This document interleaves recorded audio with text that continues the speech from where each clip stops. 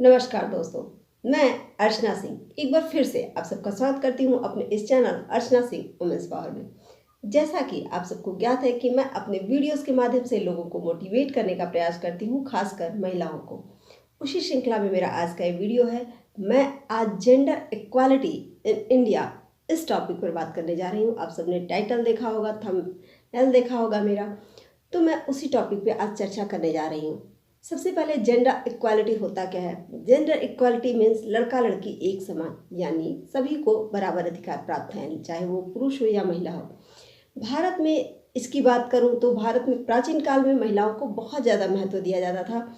यहाँ तक कि लड़कियों के नाम आप देखेंगे तो जैसे गांधार देश की गांधारी, ध्रुपद देश की द्रौपदी, जनक देश की जानकी, यानी महिलाओं को इतना ज़्यादा महत्व प्राप्त था कि उनके पिता जो है अपने देश के नाम से लड़कियों के नाम रखते थे। इतना ज़्यादा उन्हें सम्मान मिलता था। लेकिन धीरे धीरे वक्त परिवर्तन हुआ, हमारे देश में विदेशी आक्रमणकारियों का आगमन हो गया और उसकी वजह से लड़कियों की स्थिति दयनीय हो गई। क्योंकि एक तरह से देखा जाए तो महिलाओं या लड़कियों को वो लोग हथियार बनाते थे, यानी राजाओं को, हारे हुए राजाओं पर वे दबाव डालते थे कि वे विवाह करें, और इस तरह से विदेशी आक्रमणकारी भारत में इस्टेब्लिश करने का प्रयास करने लगे। इस वजह से लड़कियों को पर्दे प्रथा का जन्म हो गया और पर्दे में रखा जाने लगा। और इसी वजह से कहा जाए तो सती प्रथा, जौहर प्रथा आदि का भी आगमन हो गया भारत में, यानी कि लड़कियों की स्थिति गिरते गई। तो वहाँ पर जेंडर इक्वालिटी बहुत कम हो गई, यानी लड़कियों की मात्रा जो है, लड़कियों को बोझ माना जाने लगा, लड़कियों को पैदा होना या अभिशाप माना जाने लगा। यहाँ तक कि राजस्थान जैसे क्षेत्रों में लड़कियां पैदा होते ही गर्म दूध में डुबा करके मार दिया जाता था। ऐसा धीरे धीरे करके लड़कियों की स्थिति दयनीय होती गई भारत में, और इसका मुख्य कारण विदेशी आक्रमणकारी थे।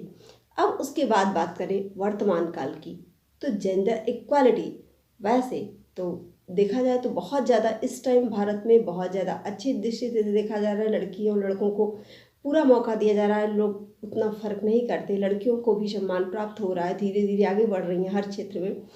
लेकिन मैं मानसिकता की बात करूं तो लोगों का जो मानसिकता है लोगों की, वो उसमें बदलाव नहीं हो रहा है।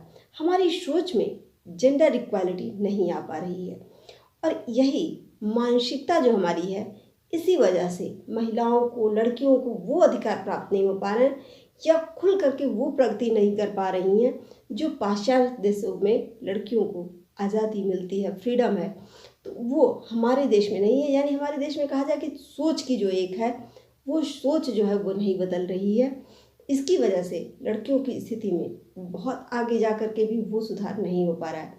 जैसे मैं बात करूं तो जब आप किसी भी शादी के लिए अपने लड़के के लिए अगर लड़की देखने जाते हैं, बहू के देखने जाते हैं, तो हम सभी चाहते हैं कि बहुत संस्कारी हो, घर के काम करती हो, साथ ही वो जॉब भी करती हो। वर्तमान समय में अगर देखा जाए तो अगर लड़का डॉक्टर है तो लड़की भी डॉक्टर चाहिए, लड़का इंजीनियर है तो इंजीनियर चाहिए, टीचर है तो सरकारी टीचर है तो सरकारी टीचर, मतलब सभी लोग ये कोशिश कर रहे हैं कि लड़कियां भी जॉब करती हों। ये अच्छी बात है कि लड़कियां भी आगे बढ़ें, लेकिन उसके बाद हम ये एस्पेक्ट करते हैं कि वो जब घर आती है, यानी वो घर के पूरे फर्ज पूरे करे।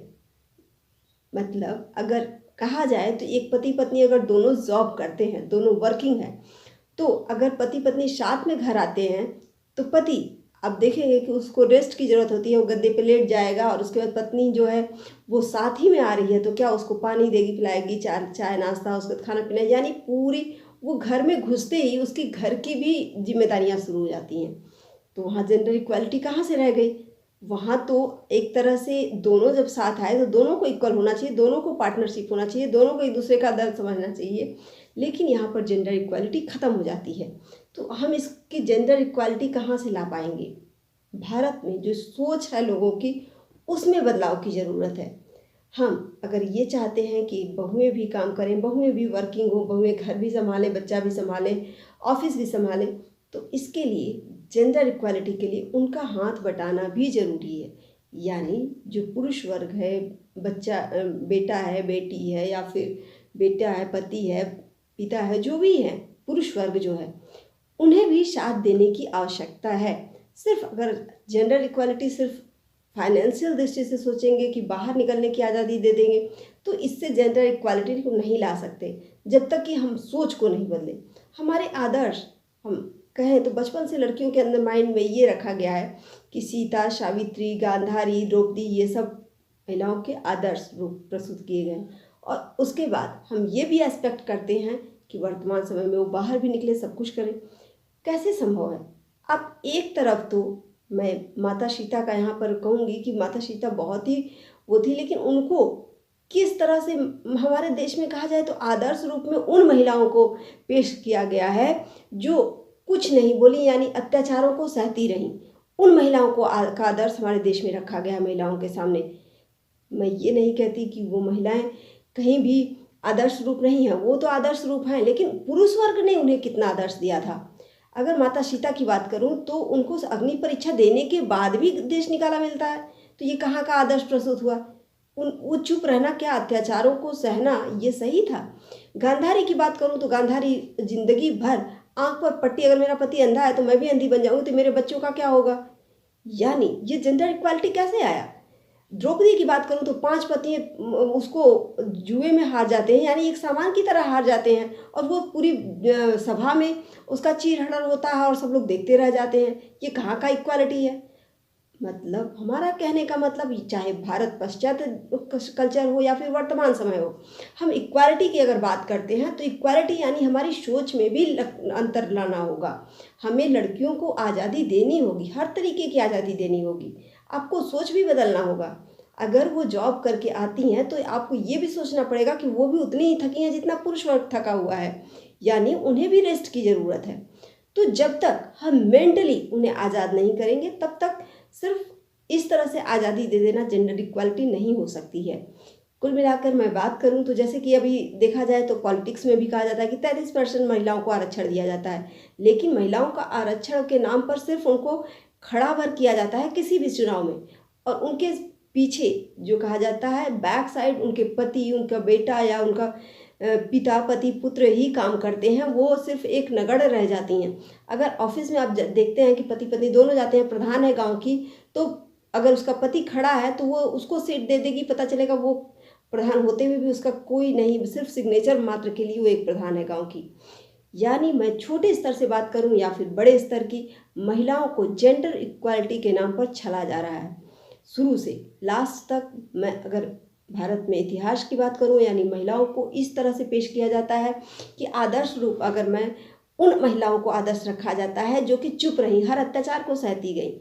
ये कहाँ का न्याय है कि हम अत्याचार को सहते जाए और आदर्श कहा जाए? तो मुझे लगता है कि ये गलत है और कुछ ना कुछ सुधार की आवश्यकता है। हमें मेंटली रूप से भी प्रिपेयर होना पड़ेगा जेंडर इक्वालिटी लाने के लिए। जेंडर इक्वालिटी में सोच में हमें अंतर लाना होगा, लड़कियों को आज़ादी देनी होगी ताकि वे अपने स्वयं के निर्णय स्वयं ले सकें, आगे बढ़े, आत्मनिर्भर बढ़े। और सिर्फ सीता सावित्री के ही नहीं बल्कि लक्ष्मीबाई और वर्तमान समय में जो कल्पना चावला हैं, इन लोगों के भी उदाहरण उनको देने पड़ेंगे ताकि वे अपनी उड़ान भर सके, मानसिक रूप से भी स्वतंत्र हो पाएँ।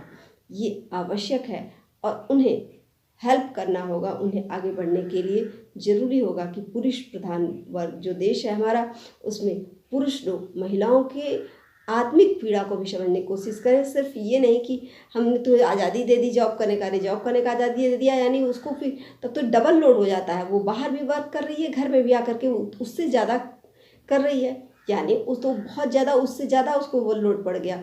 तो इसलिए मेरा कहना यही है कि जेंडर इक्वालिटी अगर भारत में लाना चाहते हैं तो उसके लिए आवश्यक है कि उन्हें मानसिक रूप से भी आज़ादी प्रदान करें और आप भी मानसिक रूप से आज़ाद हो कि हाँ, चेंजेस लाएं कि आप चाहते हैं कि एक लड़की जो कि घर की जिम्मेदारियों को भी निभाए, बाहर की निभाइए, तो उसको थोड़ा साथ दीजिए, सहयोग करिए, तभी ऐसा संभव हो पाएगा। अगर आपको मेरे विचार अच्छे लगे तो कमेंट करके ज़रूर बताइएगा, और इसमें अगर कोई त्रुटियां दिखती हैं तो वो भी बताइएगा। और अगर आप मेरे चैनल पे नए हैं तो मेरे चैनल को सब्सक्राइब अवश्य करिएगा। नमस्कार दोस्तों।